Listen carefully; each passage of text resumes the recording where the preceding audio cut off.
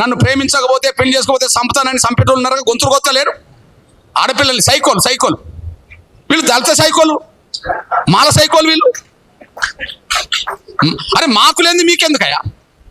నీతో కలిసి ఉండాలంటే ఇద్దరి మధ్యలో ఐక్యత ఉండాలి, అవగాహన ఉండాలి, సంబంధాలు ఉండాలి, ఏకాభిప్రాయం ఉండాలి. ప్లీజ్ బాయ్, మాతో ఐక్యంగా ఉండాలంటే ఒక మాట, మాతో ఐక్యంగా ఉండాలంటే మా అభిప్రాయం కూడా ఉండాలి కదా, మా హక్కులు కూడా ఉండాలి కదా. కాబట్టి మాలలు సైకోలుగా మారారు. ఐక్యత గురించి మాట్లాడు సైకోలే. వర్గీకరణ సంబంధిస్తే మేము కలిసి ఉంటాం, మా అభిప్రాయానికి విలువని ఇవ్వకపోతే మేము కలిసి ఉంటాం. మాకు బీసీల మద్దతు ఉన్నది, మా బీసీలు మా సోదరులే, అగ్రకులాలు మా సోదరులే, ఓకే, మా మైనార్టీలు మా సోదరులే, మా గిరిజనులు మా సోదరులే, మాలేతర మా దళితులు మా సోదరులే. వర్గీకరణ వ్యతిరేకించిన వాళ్ళని మేము సోదరులుగా పరిగణించాం, వర్గీకరణ వ్యతిరేకించడం మా సోదరులు కూడా పరిగణించాను అందరూ. అరే నేనంటే చంపేయడం అంటే వర్గీకరణ రద్దు చేయించడం అని అర్థం. ఇక్కడ ఏది అక్కడనో ప్రేమిస్తే పెళ్లి చేసుకోకపోతే చంపేస్తాను కదా, ఇక్కడనో రద్దు చేస్తామంటాను అంతే.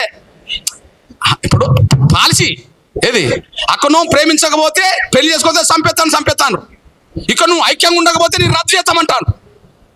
సైకో కదా ఇది. అందువల్ల అట్లా ప్రేమించి మేము ఏకపక్షంగా నేను ప్రేమించాను నువ్వు పెళ్లి చేసుకోతే చంపేస్తాన్న సైకోలు ఎట్లనో, మా ఇష్టం లేకుండా, మా వర్గీకరణ సమర్థించకుండా మాతో కలిసి ఉండాలి లేకపోతే రద్దు చేస్తామంటే ఇది ఇక్కడ సైకోలే. కాబట్టి సైకోల సంగతి తేల్చేస్తాం, మానవాదుల సంగతి తేల్చేస్తాం, అంబేద్కర్ రథాన్ని ముందుకు నడిపిస్తాం. అంబేద్కర్ రథాన్ని ముందుకు నడిపించే కాడ ఎన్ని అడ్డంకులైనా ఎదుర్కొంటాం. మీ అయ్యలు కాదు, మీ అయ్యలు కూడా పుట్టినా మళ్ళీ వర్గీకరణ ఆపలేరు, ఇది సత్యం. ఇప్పుడు మాట్లాడండి.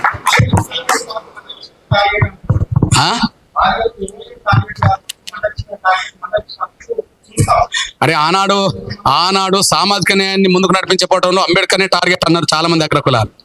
అంబేద్కరే విజయం సాధించాడు, ఓకే కదా. 100 ఏళ్ల క్రితం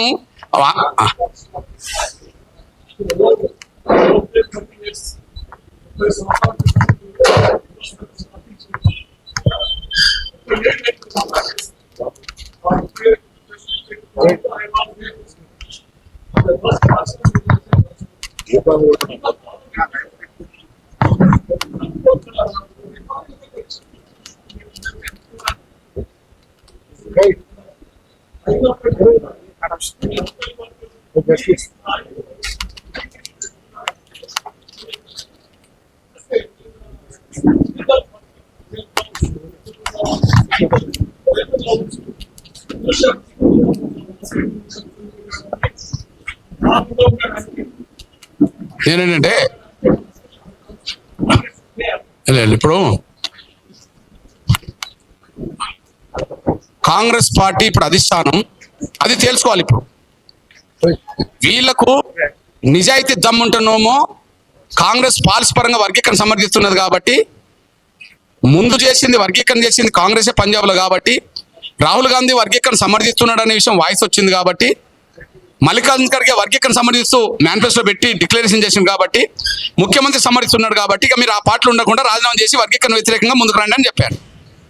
రెండోది కాంగ్రెస్ను కోరుతున్నా, మీ పార్టీలోనే ఉండి వర్గీకరణకు అడ్డుతవుతో మాట్లాడుతుంటే పార్టీ అధిష్టాన వర్గం ఎందుకు మౌనంగా ఉన్నదని వీళ్ళని అడుగుతున్నా.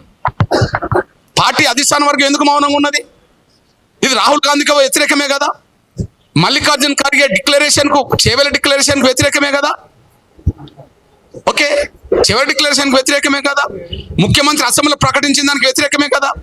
మరి వ్యతిరేకంగా రోడ్డు మీద మేము వర్గీకరణ అడ్డుతో మాట్లాడుతున్నంటే ఇది అధిష్టానాన్ని రాహుల్ గాంధీని ధిక్కరించినట్టే, ఇది మేనిఫెస్టో డిక్లరించినట్టే, ఇది మల్లికార్జున ఖర్గే ధిక్కరించినట్టే. మరి ఎందుకు మౌనంగా ఉన్నారు? కాబట్టి కాంగ్రెస్ అధిష్టాన వర్గం నుంచి మొదలుకుంటే ముఖ్యమంత్రి వరకు మౌనం వీడి వాళ్ళ పట్ల చర్యలు తీసుకుంటారా, ఇట్లనే అడ్డు తగలడాన్ని ఇంకా మీరు మౌనంగా చూస్తూ ఊరుకుంటారా? దళితుల మధ్యలో మరింత విఘాతం పెరగడానికి మీరు వాళ్ళకు అనుకూలంగా ఉంటారా అనే విషయం తెలుసుకోవాల్సిన అవసరం వాళ్ళకు ఉన్నదనేసి కూడా మీ దృష్టి తీసుకొస్తున్నాను నేను. ఇకపోతే ఇంకొక విషయం, ప్రెస్ మీట్లో ప్రైవేట్ రంగంలో రిజర్వేషన్ల గురించి మాట్లాడింది.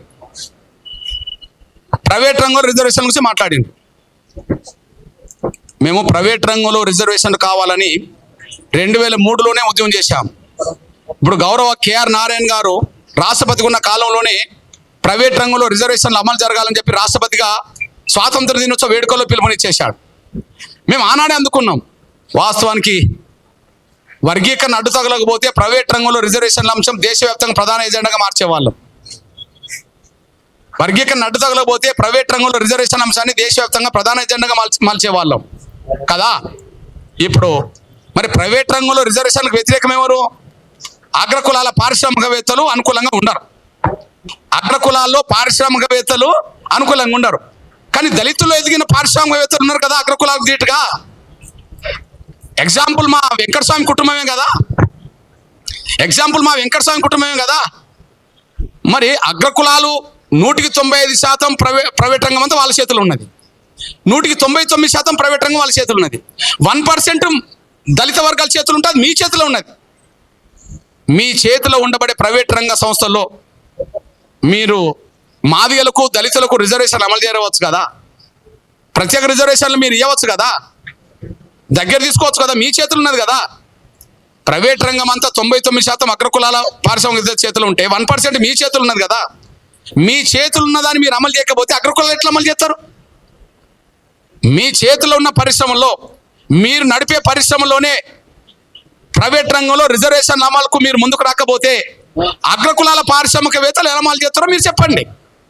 మేమైతే ప్రైవేట్ రంగంలో రిజర్వేషన్లకు అనుకూలం. మీకంటే ముందు 2022, 2023, 2003లోనే మేము మాట్లాడినాం. కానీ మీరు అడ్డు తగలడం వల్ల ఆ అంశం ఎజెండాగా మార్చలేకపోయాం. మీరు అడ్డు తగలకపోతే అంశం ఎప్పుడూ ఎజెండాగా మారేది. మళ్ళీ చెప్తున్నాం, ఈ దేశంలో అంబేద్కర్ కాలం నుంచి నేటి వరకు పెండింగ్లో దళిత వర్గాల సమస్యలు ఎన్ని ఉన్నాయో వర్గీకరణ అమలు చేసుకోవడం మొదలైన తర్వాత పెండింగ్ సమస్యలన్నిటి మీద ఉద్యమం చేస్తాం. దేశవ్యాప్తంగా దళిత వర్గాలను, గిరిజన వర్గాలను, బలహీన వర్గాలందరినీ కూడా కడతాం. అంబేద్కర్ కాలం నుంచి నేటి వరకు పెండింగ్ సమస్యలు చాలా ఉన్నాయి. ఎగ్జాంపుల్ లోక్సభలో రిజర్వేషన్లు ఉన్నాయి, రాజ్యసభలో లేవు కదా. లోక్సభలో రిజర్వేషన్ రాజ్యసభలో లేవు కదా. శాసనసభలో రిజర్వేషన్లు ఉన్నాయి, శాసన మండలిలో లేవు కదా. ఓకే, విద్యా ఉద్యోగ సంక్షేమ రాజకీయ రంగంలో రిజర్వేషన్లు కొంత ఉన్నాయి. మరి న్యాయ వ్యవస్థలో రిజర్వేషన్ లేవు కదా, సుప్రీంకోర్టులో రిజర్వేషన్ లేవు కదా, హైకోర్టులో రిజర్వేషన్ లేవు కదా. అంటే అంబేద్కర్ కాలం నుంచి ఈ పెండింగ్లు ఉన్నాయి కదా. ఎస్సీ ఎస్టీలకు రిజర్వేషన్లు ఉన్నాయి, బీసీలకు చట్టసభలు రిజర్వేషన్ లేవు కదా, వాళ్ళు సాధించాలి కదా.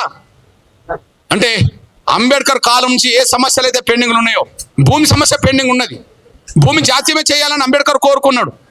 ఇప్పుడు భూమి మొత్తం 190% ఉన్నత వర్గాల చేతుల్లోనే ఉన్నది. అది దళితులకు, గిరిజనులకు సమాన పంపిణీ జరిగే రోజు రావాలి. అప్పుడే ఆర్థిక సమానత్వం రావడానికి దారితీస్తుంది. దాపోవడం కూడా చేయాలి. ఇవన్నీ జరగాలంటే మనవాదుల వల్ల సాధ్యపడదు, అంబేద్కర్ వాదుల వల్ల సాధ్యపడుతుంది. మాలలు మనవాదులు అయిపోయినరు కాబట్టి మాదిగలు అంబేద్కర్ వాదులు అయిపోయినరు. మళ్ళీ చెప్తున్నా, ఈ తెలుగు గడ్డ మీద దేశవ్యాప్తంగా అంబేద్కర్ నిజమైన వారసులు మాదిగలే, మాలలు మనవాదులు అయిపోయినరు. రాసి పెట్టుకోండి.